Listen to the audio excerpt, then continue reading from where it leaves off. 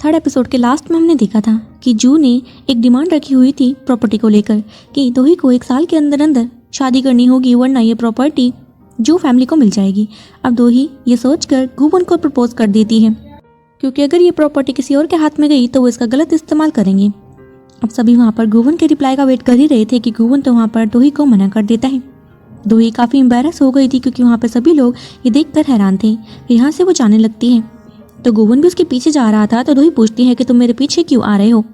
तो बोलता है कि मैं तो तुम्हारा बॉडीगार्ड हूँ ना। और वो दोनों यहाँ से चले जाते हैं। फिर अगले सीन में हमें जस्टिन और स्टीन दिखाए जाते हैं जो एक वाइन की बोतल के साथ थे और रूम पर थी। तभी उन्हें बाहर से आने की किसी की आवाज़ सुनाई देती है और वो दोनों टेबल के नीचे छुप जाते हैं। तभी हम देखते हैं कि वहाँ पर तो जू की फैमिली यानी कि नो स्वान, सियोक मिन और उसकी वाइफ सेरा वहाँ पर पहुँच जाते हैं जो आपस में बात कर रहे थे।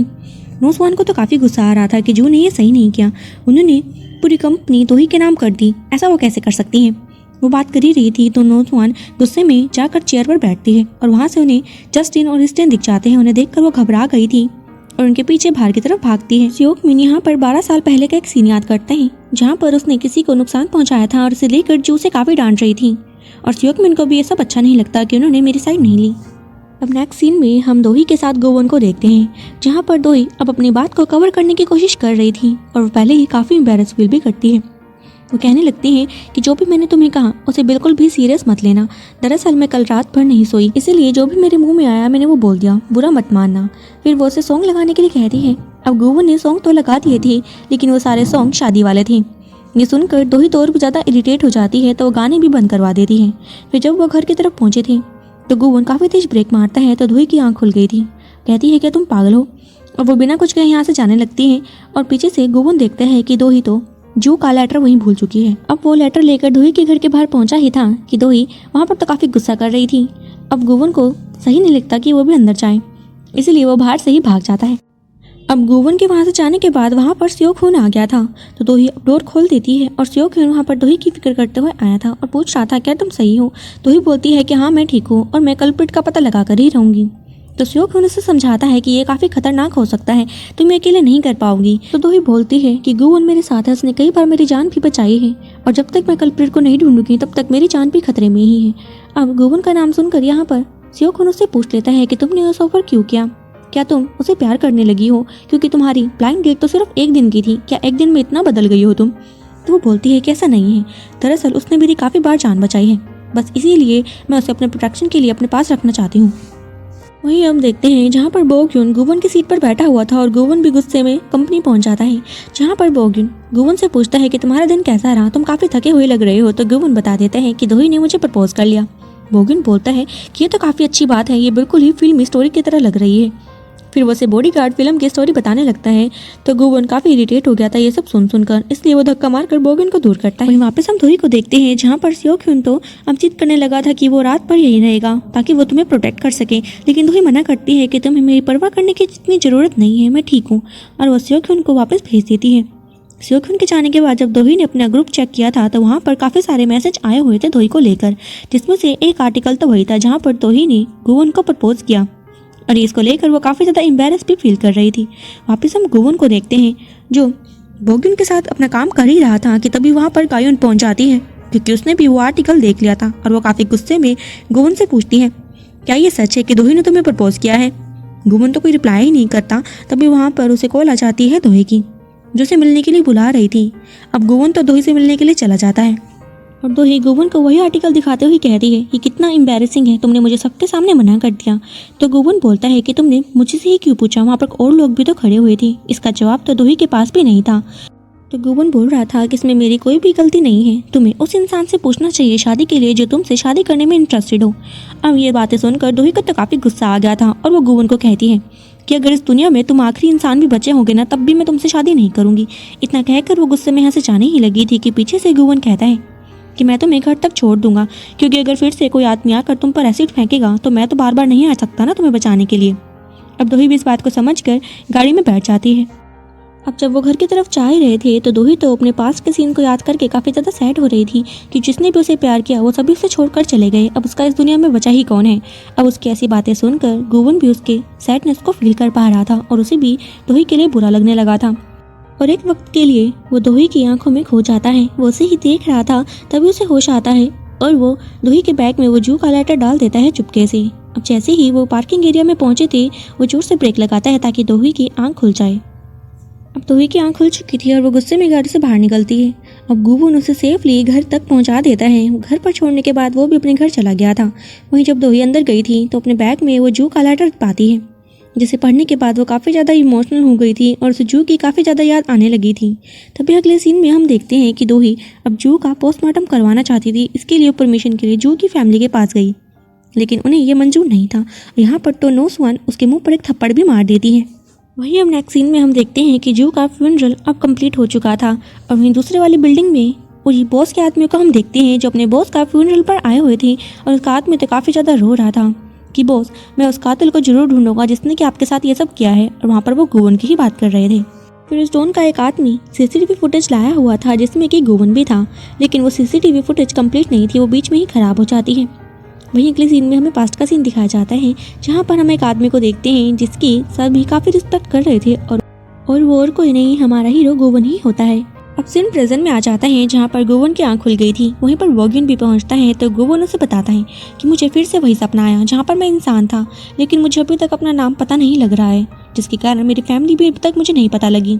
तो वॉगिन कहता है कि अपनी पावर्स के बिना आप एक इंसान ही तो हैं, मतलब आप भी और लोगों की तरह बूढ़े होंगे। ये बात सुनकर गोवन तो काफ़ी घबरा जाता है कि क्या वो शीशे में देखकर अपनी शक्ल देख रहा था कि नहीं, मैं वॉगिन की तरह बूढ़ा नहीं हो सकता। और वो दोही को मिलने के लिए बुलाता है। अब वो दोही के साथ गाड़ी में ही होता है जहाँ पर वो दोही का हाथ पकड़ने के लिए कह रहा था। तो दोही बोलती है कि तुम ऐसा क्यों करना चाहते हो, तुम्हें क्या हुआ है। तो बोलता है कि मुझे अपने मेंटल पीस के लिए ये सब करना है, लेकिन दोही तब उसे अपना हाथ दे ही नहीं रही थी। बोलती है ये काफ़ी ज़्यादा ऑकवर्ड होगा, पब्लिक में हम ऐसे हाथ पकड़ कर नहीं चल सकते। तो गोवन उसे बताता है कि बिना पावर्स के मैं एक इंसान ही हूँ और मैं भी बूढ़ा होता रहूँगा, जो कि मैं नहीं चाहता। अब दोही इस चीज़ का फ़ायदा उठाकर उसे अपना हाथ तो बिल्कुल भी नहीं दे रही थी। अब वो दोनों कंपनी पहुँच जाते हैं।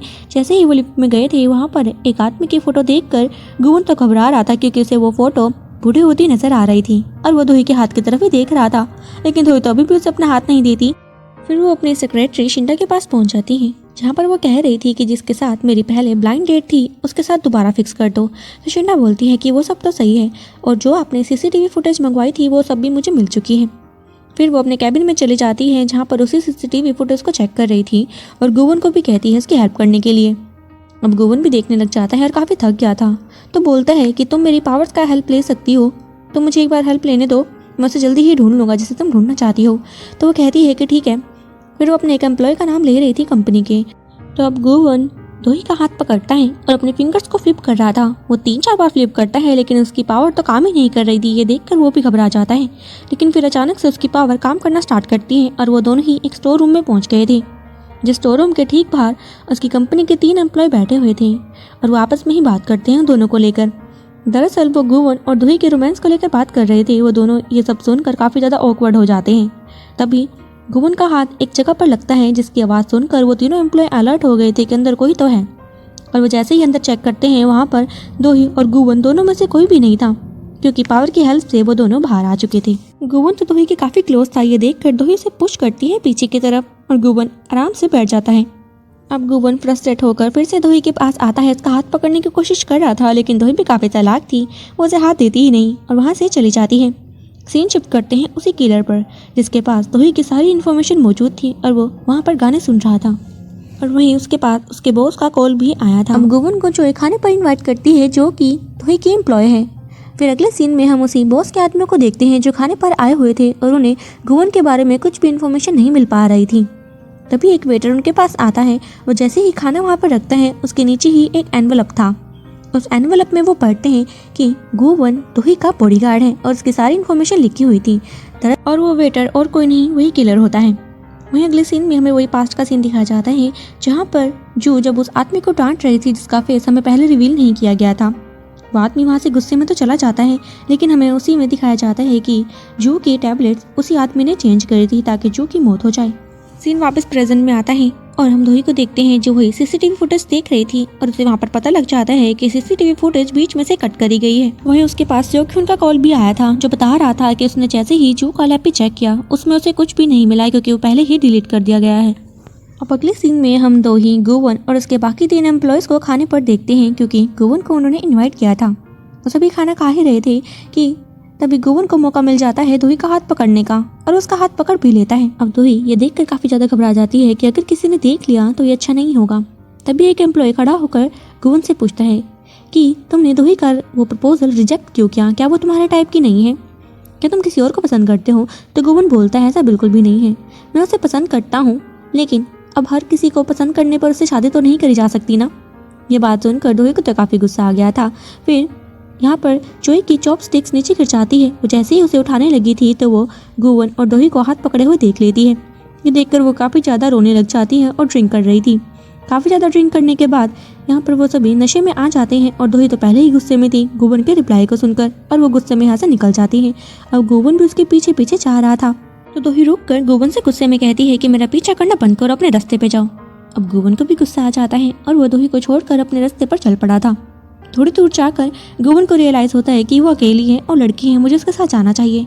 वो वापस आने तो लगा था, लेकिन तभी गोवन को आगे पीछे से वही गुंडे घेर लेते हैं। वहीं दोही को भी अंधेरा देखकर डर लगने लगा था। वो गोवन को कॉल लगाती है। गोवन कॉल तो देख लेता है, लेकिन उसे समझ नहीं आ रहा था कि वो यहाँ से कैसे निकले, क्योंकि दोनों तरफ से उन गुंडों के आदमियों ने उसे घेर लिया था। तो वो एक ट्रिक आजमाता है, वो उस न्यूज़पेपर को उठाता है, और वो आदमी तो डर गए थे कि कहीं ये फिर से हमें न्यूज़पेपर में कैद ना कर ले। गोवन थोड़ी दूर गया ही था कि फिर से वो गुंडे उसे घेर लेते हैं, और इस बार गोवन उनका मुकाबला करने का डिसाइड करता है। वो एक दो को तो मारता है, लेकिन फिर उसके सर पर कोई रोड से वार कर देता है, जिसके कारण गोवन के सर से खून निकलने लग गया था। वो गोवन को मारने ही वाले थे कि तभी विसल की आवाज़ सुनाई देती है, और वहाँ पर थी दोही। दोही जैसे ही गोवन की हालत देखती है वो काफ़ी ज़्यादा घबरा गई थी और अपने पर्स से वही गन निकालती है जो कि शिंडा ने उसे दी थी। दरअसल वो रियल गन नहीं थी, वो तो एक पेपर स्प्रे था। वो जैसे तैसे करके गोवन तक पहुँचती है और गोवन को अपना हाथ पकड़वा देती है। जैसे ही गोवन ने दोही का हाथ होल्ड किया था, उसकी चोट सही हो जाती है, और वहीं पर दूर खड़ा हुआ वही किलर ये सब रिकॉर्ड कर रहा था। तभी हम देखते हैं कि पावर की हेल्प से गोवन उन सभी को मजबूर कर देता है डांस करने पर। वो सभी ना चाहते हुए भी अपने पैर को थरका रहे थे और डांस करना स्टार्ट कर देते हैं। अब गोवन दोही के साथ डांस करना स्टार्ट करता है और सभी को एक एक करके पीट रहा था, और इसी मूवमेंट पर वो दोनों काफ़ी क्लोज भी हो जाते हैं। सो फ्रेंड्स, ये थी हमारे माय डीमन एपिसोड नंबर 4 की कंप्लीट एक्सप्लेनेशन। अगर आपको मेरी वीडियो अच्छी लग रही है तो मेरे चैनल को सब्सक्राइब करना मत भूलिएगा। मिलते हैं इस ड्रामा के नेक्स्ट एपिसोड के साथ। Till then take a good bye.